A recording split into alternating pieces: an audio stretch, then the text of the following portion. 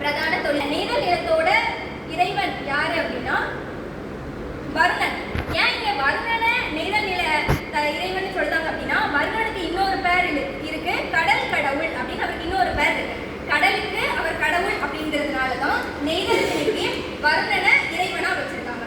அடுத்து நம்ம பார்க்கக்கூடியது பாலை. இந்த பாலை திணை சங்க இலக்கியத்துல தான் நிலங்களை 5 வகையா பிரிச்சிருக்காங்க. குறிஞ்சி, முல்லை, மருதம், நெய்தல், பாலை அப்படின்னு.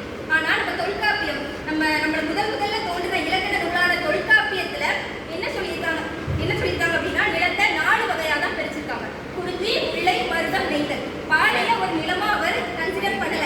ஏன் அப்படின்னா குறிஞ்சி நிலமும் முல்லை நிலமும் தன்னோட நிலையில இருந்து மாறுறதுதான் பாலை நிலம் அப்படின்னு தொல்காப்பியரோட கருத்து. அப்போ பாலை நிலம்